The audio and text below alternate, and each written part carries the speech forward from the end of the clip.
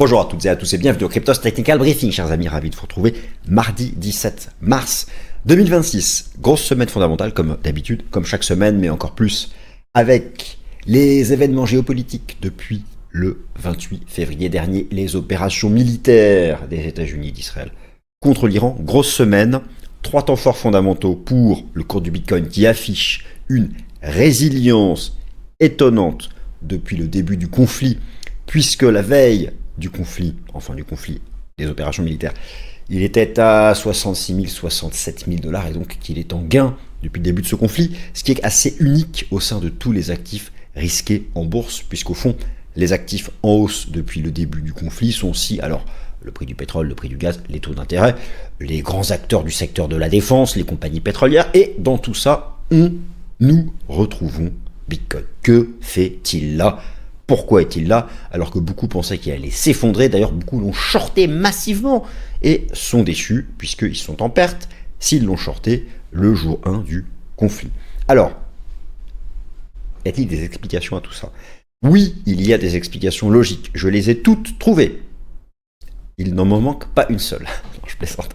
Non, mais j'en ai trouvé certaines vraiment impactantes et surtout très logiques.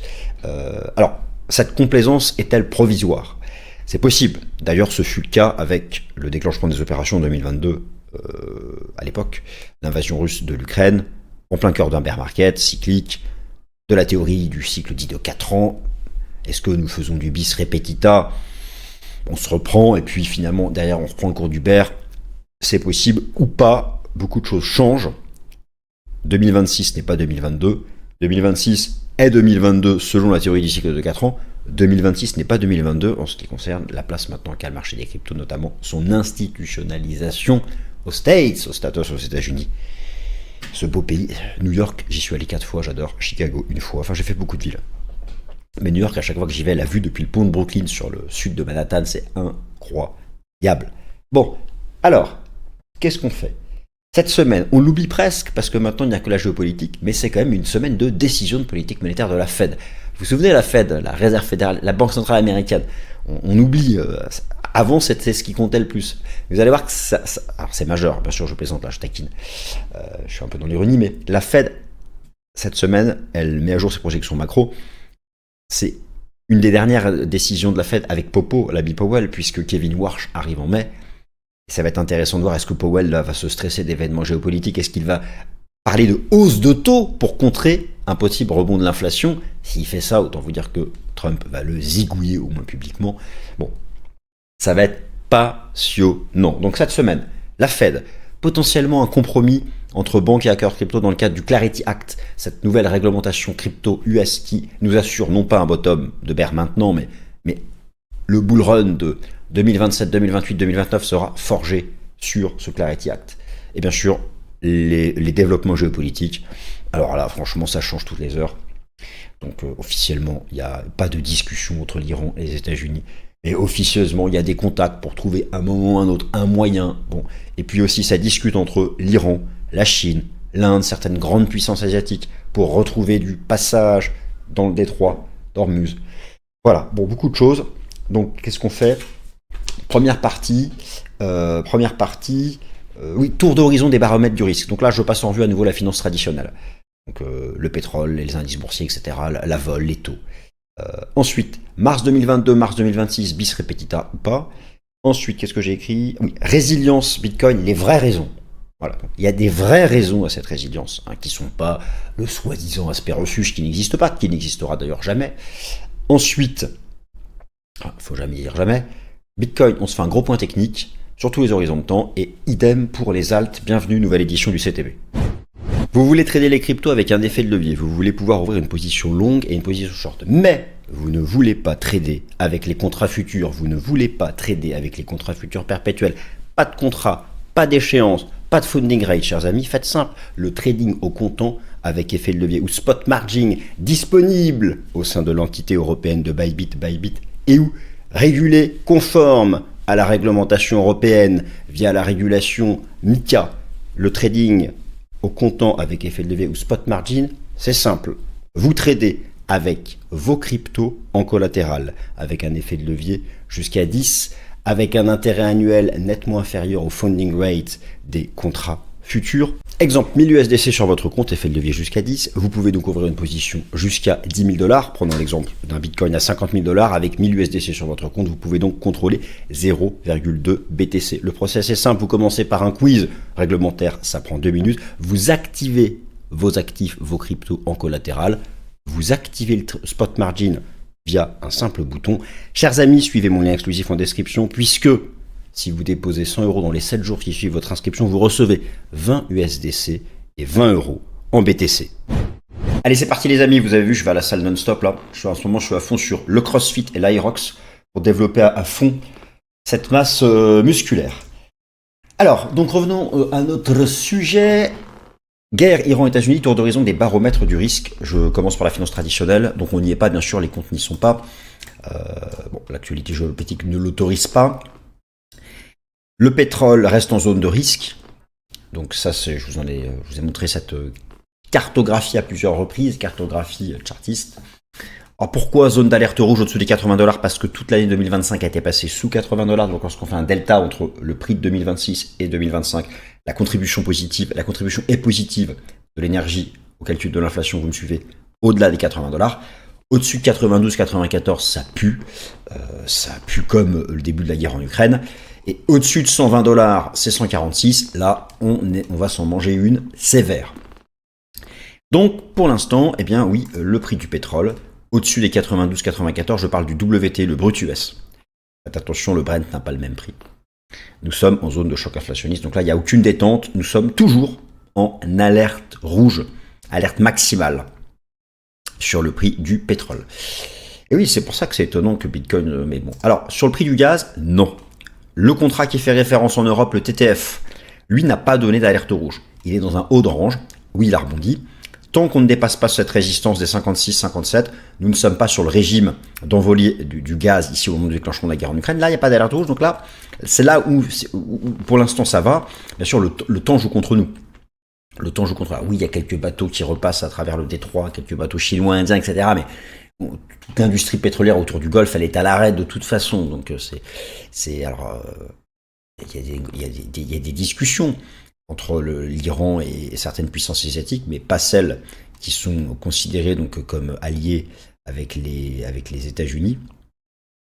Donc voilà. Alors, ensuite, je continue du côté des baromètres du risque. Donc le VIX, ça va encore. Il y a eu, donc là vous avez les bougies hebdomadaires, donc là l'ouverture s'est fait là, la clôture s'est fait là. La zone de risque pour le VIX, c'est de dépasser les 28-29. Globalement, même si marché action a reculé, il tient encore. Le marché a toujours l'espoir que le conflit soit court, qu'il s'arrête fin mars, début avril, et que progressivement les choses reprennent. Donc c'est encore le facteur temps qui joue. Pour l'instant, la volatilité implicite montre que les choses sont sous contrôle.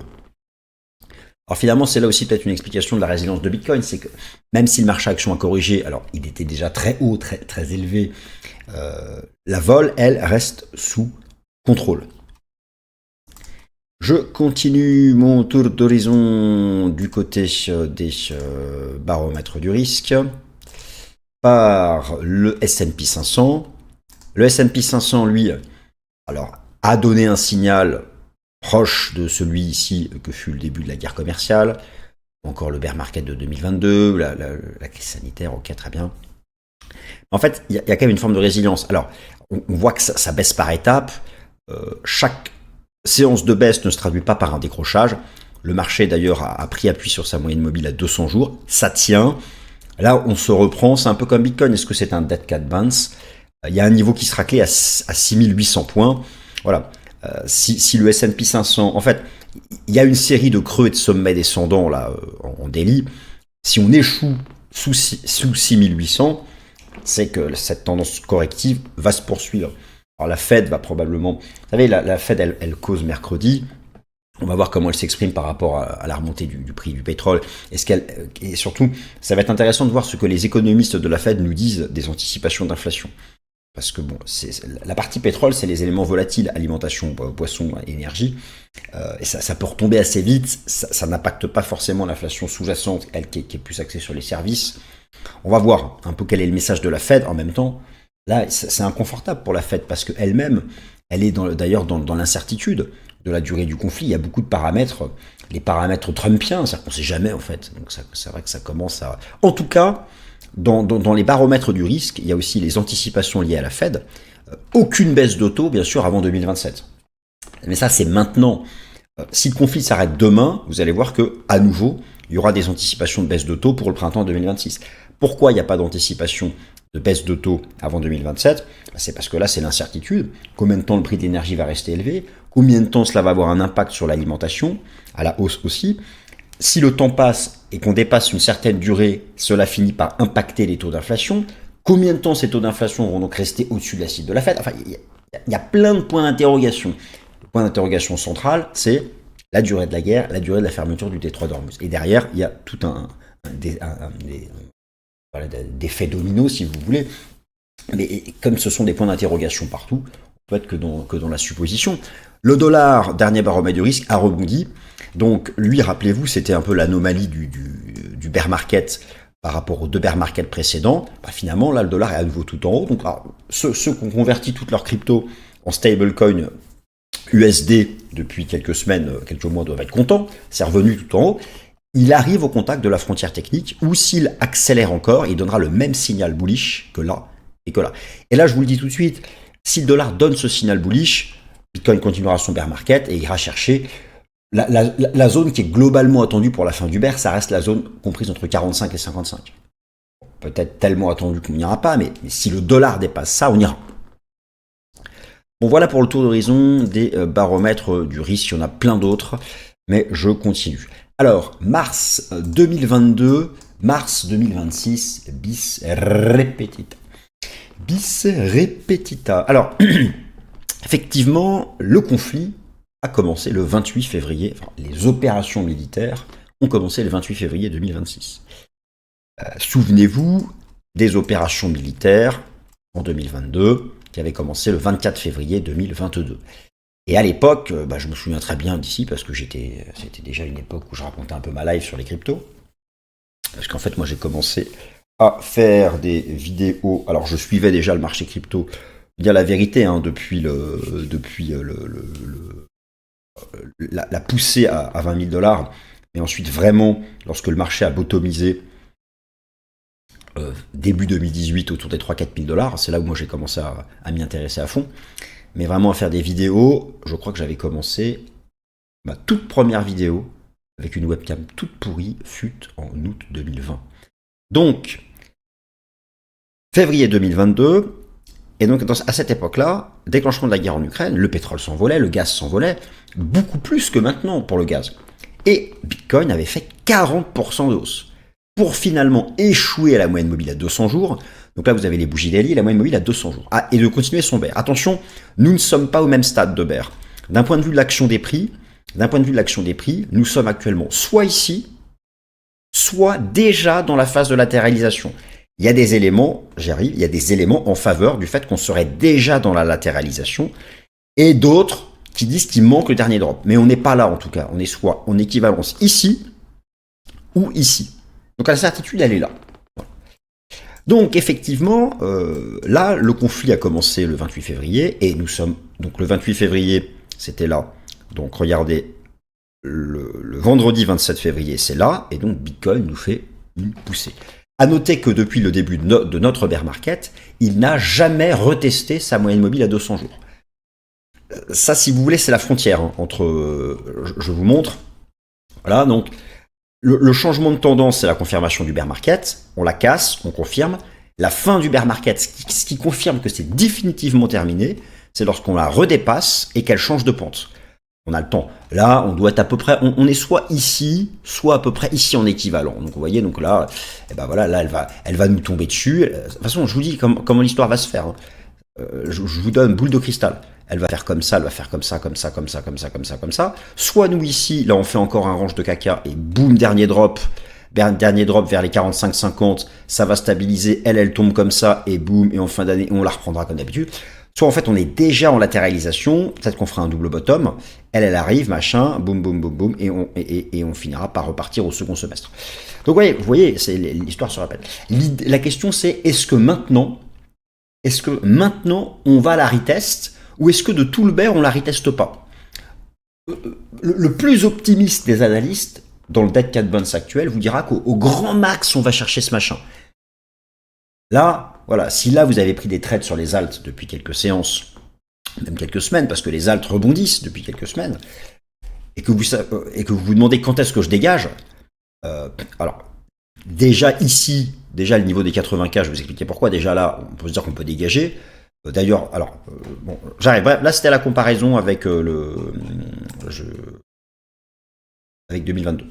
Je continue parce que c'est plus tard que je vais être plus précis sur l'analyse technique court terme. Donc déjà, il ne faut pas repasser sous 71, sinon c'est fini. Donc, on a fait 76 déjà. Ensuite, alors, résilience de Bitcoin, les vraies raisons, pourquoi ça résiste. C'est pas une histoire d'aspect refuge. Les raisons sont simples.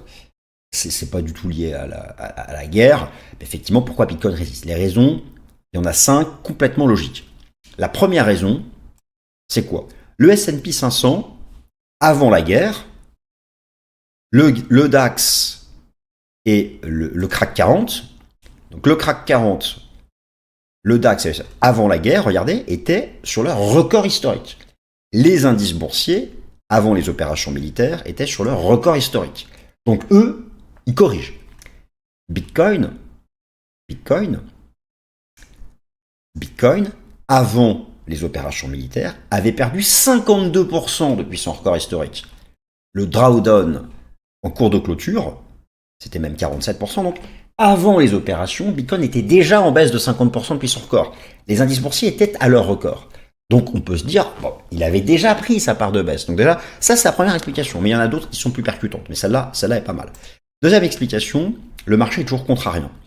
Vous avez sous les yeux, en noir, vous reconnaissez Bitcoin. Vous avez les positions là prises à effet de levier. Par exemple, dans ce range ici, là, entre 80 et 90, regardez, il n'y avait que des positions longues. Le marché prend toujours à revers la majorité. Un range, les gens achètent, bear market, on sort toujours par le bas. Et là, la différence, c'est quoi? C'est que depuis le début des opérations, il n'y a eu que des positions short. Donc depuis le début des opérations, Bitcoin était dans un petit range, entre 65 et 70, avec que des gens qui shortaient. Les positions longues à effet de levier, il n'y en a quasiment plus. Tout le monde, les gens se sont fait tellement déglinguer dans cette phase-là. Regardez, je vous montre ici le Bitcoin Spent Out Profit Ratio, le SOPR, les prises de perte. Les prises de perte. Dans la phase de drop qu'il y a eu entre 95 et 60, il y a eu des prises de perte, regardez en rouge, des prises de perte équivalentes à la fin du dernier bear market.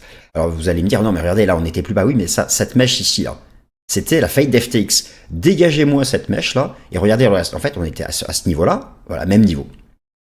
Donc, si vous voulez, en termes de prise de perte, on parle là, les bottoms se font toujours quand la majorité capitule. Et il est vrai que dans le drop à 60, il y a eu des prises de perte, donc des longs qui se sont fait dégager, qui sont partis, équivalentes à la fin de l'ancien bear market. Donc en fait, les opérations militaires ont commencé. Il y avait déjà 50% de baisse. La capitulation à 60K était déjà massive. Donc il n'y avait plus de longs à saigner. Un marché, il baisse dans les bear markets, c'est quand on prend les stops des acheteurs.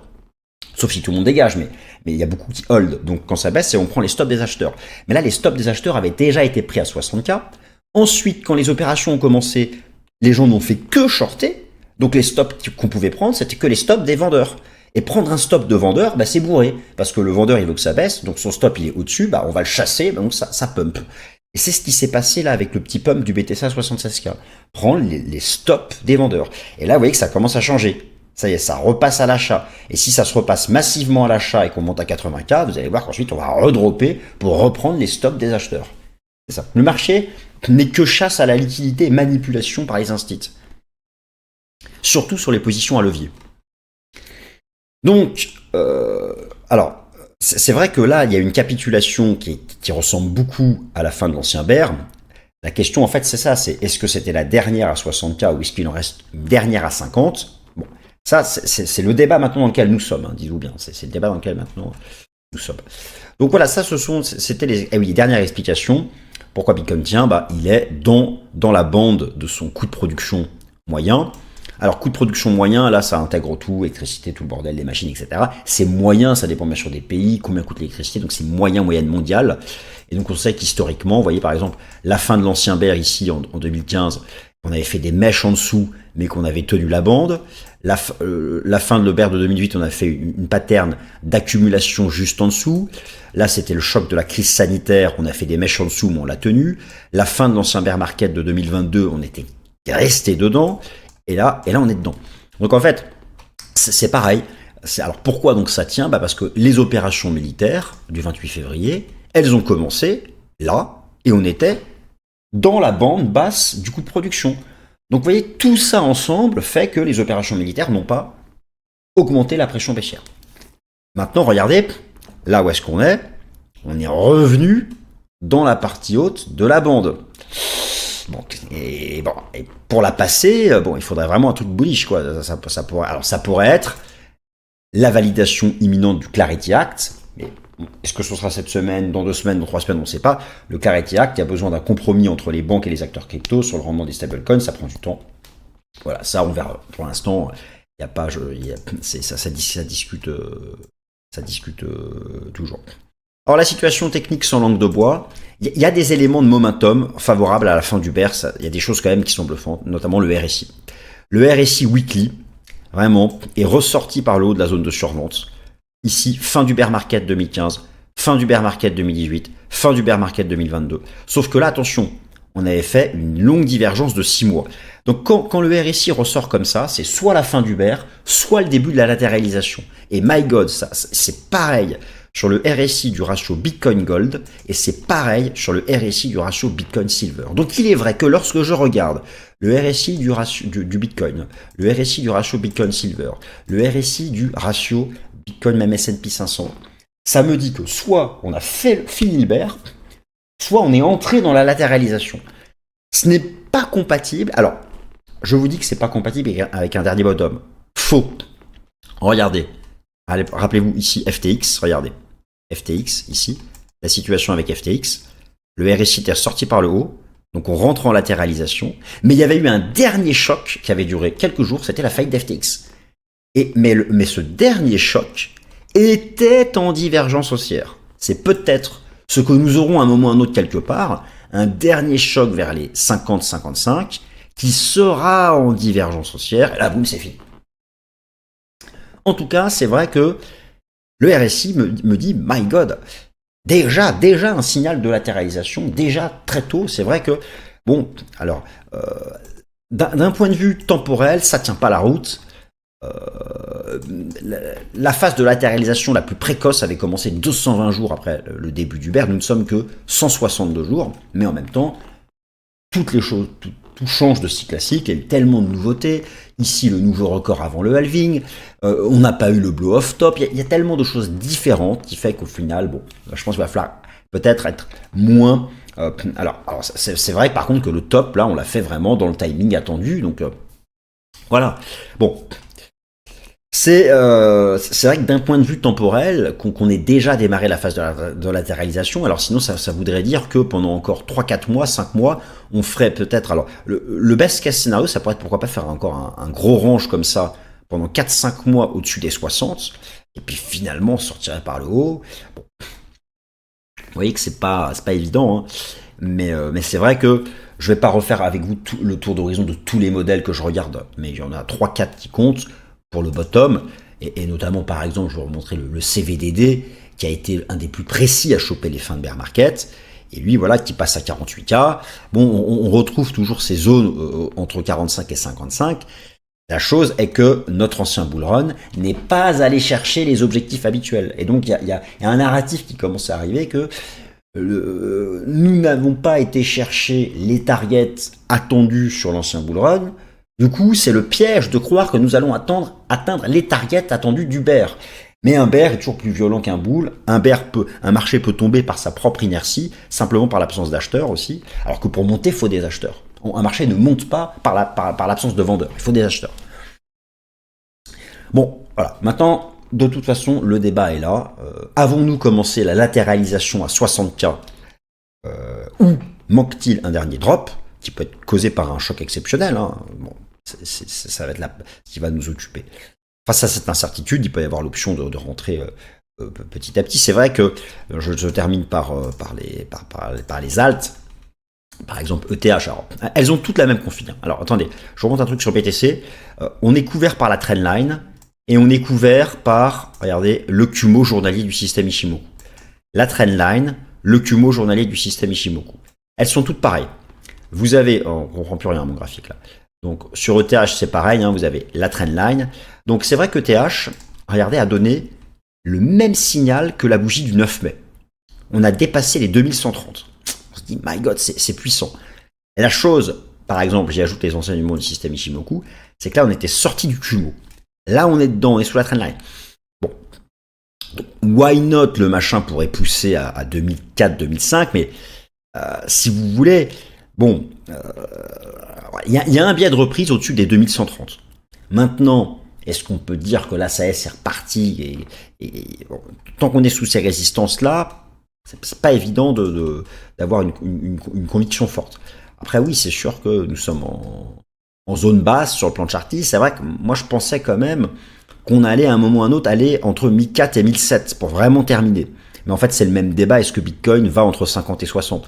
La question, est-ce que Bitcoin doit d'abord aller entre 50 et 60 avant de vraiment stabiliser ? C'est la question de savoir, est-ce que ETH doit aller entre 1004 et 1007 ? 1004 étant là le record, 1450 de l'ancien cycle. Alors c'est vrai que par contre, qu'on l'avait déjà retest en avril dernier. Bon.